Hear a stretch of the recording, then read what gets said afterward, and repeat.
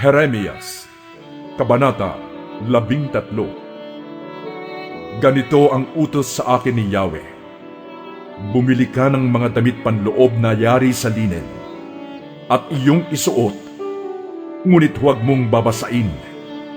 Kaya bumili nga ako ng damit panloob, ayon sa sinabi ni Yahweh, at aking isinuot. Pagkatapos ay inutusan akong muli ni Yahweh, pumunta ka sa ilog Euphrates. Hubarin mo ang damit panloob at iyong itago sa isang butas sa bato. Kaya ginawa ko ang iniutos sa akin ni Yahweh, at pagkatapos ako'y umuwi. Makalipas ang maraming araw, pinabalik niya ako sa Euphrates upang kunin ang mga damit panloob na kanyang ipinatago. Nagbalik naman ako sa Euphrates at kinuha ang damit sa aking pinagtaguan. Ngunit sira na ito at hindi na mapapakinabangan.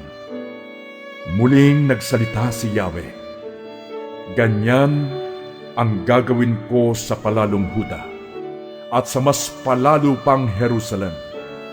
Ang masasamang taong ito'y hindi sumunod sa aking mga utos. Lalo silang nagmatigas at sinunod ang kanilang sariling kagustuhan. Sumamba pa sila at naglilingkod sa mga Diyos-Diyosan. Matutulad sila sa sirang damit panloob na wala ng kabuluhan. Kung paanong kumakapit sa katawan ng tao ang damit panloob, gayon ang nais ko sa mga taga-Israel at taga-Huda, na sila'y kumapit sa akin ng mahigpit. Ginawa ko ito upang sila'y maging karapat-dapat na bansang hinirang, at sa gayoy, papurihan nila at parangalan ang aking pangalan. Ngunit ayaw naman nilang sumunod sa akin. Sinabi ni Yahweh kay Jeremias, sabihin mo sa kanila na ganito ang ipinapasabi ni Yahweh, ang Diyos ng Israel. Punuin ninyo ng alak ang bawat tapayan. Ganito naman ang isasagot nila, alam namin na dapat punuin ng alak ang bawat tapayan. Pagkatapos, sasabihin mo sa kanila, ang mga tao sa lupaing ito ay paiinumin ni Yahweh ng alak hanggang sa sila'y malasing. Mula sa mga hari na mga salinlahi ni David, mga parik, mga propeta, at lahat ng tao sa Jerusalem. At pagkatapos, pag-uumpog-umpugin ko silang parang mga tapayan, hanggang madurog na lahat, matatanda't mga bata. Hindi ko sila kahahabagan, kaunti man kapag ginawa ko ito. Mga Israelita, si Yahweh ay nagpahayag na, magpakumbaba kayo at siya'y dinggin. Parangalan ninyo si Yahweh na inyong Diyos, bago niya palaganapin ang kadiliman, at bago kayo madapa sa mga bundok kapag dumilim na, bago niya gawing matinding kadiliman ang liwanag na inaasahan ninyo. Ngunit kung hindi kayo makikinig, palihim akong tatangis dahil sa inyong kapalaluan. Buong kapaitan akong iiyak at tutulo ang aking mga luha sapagkat nabihag ang bayan ko.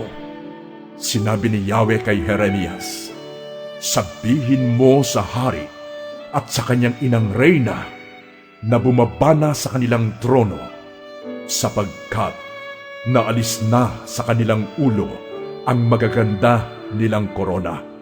Nasakop na ang mga bayan sa timog ng Huda. Wala nang makapasok doon. Dinalang bihag ang mga taga-Huda at ipapatapong lahat. Masdan ninyo, mga taga-Jerusalem, Dumarating na mula sa hilaga ang inyong mga kaaway. Nasaan ang mga taong ipinagkatiwala sa inyo? Ang bayang ipinagmamalaki ninyo? Ano ang sasabihin mo kapag sinakop ka at pinagharian ng mga taong inakala mong mga kaibigan? Maghihirap ka tulad ng isang babaeng nanganganak. At kung itanong mo kung bakit nangyari ito sa iyo, kung bakit napunit ang iyong damit, at kung bakit ka pinagsamantalahan, ang dahilan ay napakabigat ng iyong kasalanan. Kaya bang baguhin ng isang Etiope ang kulay ng kanyang balat? O maaalis kaya ng isang leopardo ang kanyang mga batik? Kapag iyan ay nangyari, matututo na rin kayong gumawa ng matuwid. Kayo na walang ginagawa kundi pawang kasamaan. Dahil dito, pangangalatin kayo ni Yahweh tulad ng ipang ipinapadpad ng hangin. Yan ang mangyayari sa inyo, sabi ni Yahweh.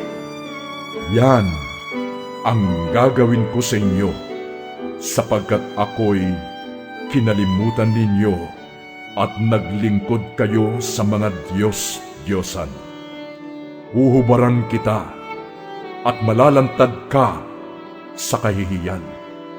Nakita ko ang mga kasuklam-suklam na gawa mo, ang iyong pagsamba sa mga Diyos-Diyosang nasa mga burol at kabukiran, tulad ng lalaking nagnanasa sa asawa ng kanyang kapwa, gaya ng kabayong lalaki na humahalinghing pagkakita sa isang kabayong babae.